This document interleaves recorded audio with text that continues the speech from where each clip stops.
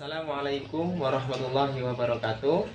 Pada kegiatan belajar 13 ini akan saya sampaikan hasil resum tentang rencana pelaksanaan pembelajaran, di mana rencana pelaksanaan pembelajaran ini diartikan sebagai rencana kegiatan pembelajaran untuk satu pertemuan atau bisa lebih, berdasarkan silabus yang sudah disusun agar kegiatan pembelajaran dan penilaian ini lebih terarah sehingga kompetensi dasar dapat dicapai. Kemudian di dalam rencana pelaksanaan pembelajaran ini, dalam penyusunannya harus disusun secara interaktif, kemudian inspiratif, menyenangkan, kemudian menantang, kemudian memotivasi peserta didik untuk bisa mengembangkan minat, bakat, fisik dan juga psikologisnya. Nah, beberapa prinsip yang harus dipahami dalam pengembangan RPP atau rencana pelaksanaan pembelajaran.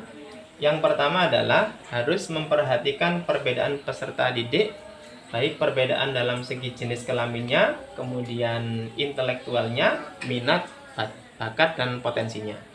Kemudian yang kedua, mendorong partisipasi aktif peserta didik, sehingga RPP yang disusun atau RPP yang dikembangkan ini di dalamnya terdapat unsur kreativitas peserta didik, kemudian bagaimana peserta didik ini dapat berinisiatif, kemudian bisa mandiri dan muncul semangat untuk belajar. Berikutnya, mengembangkan budaya baca tulis, artinya di dalamnya ini harus memiliki unsur literasi.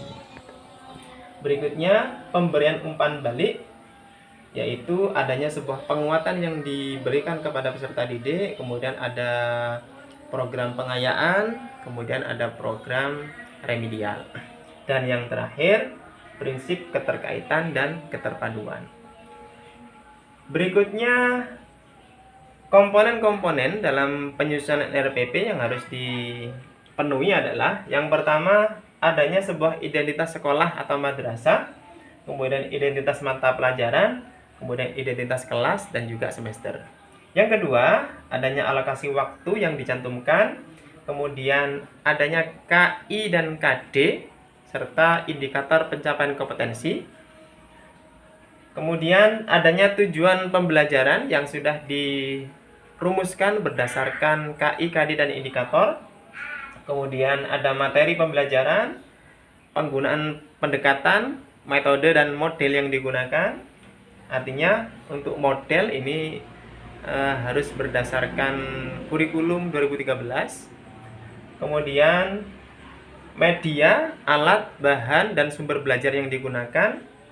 Kemudian ada langkah-langkah pembelajaran yang di dalamnya terdiri adanya kegiatan pendahuluan, kemudian kegiatan inti, dan kegiatan penutup, yang dimana dalam langkah-langkah pembelajaran ini harus memenuhi 5 kategori, yaitu kategori yang pertama adanya sebuah program pendidikan karakter atau disingkat PPK, kemudian yang kedua harus ada unsur HOT-nya, jadi HOT itu bisa disebut dengan berpikir kritis.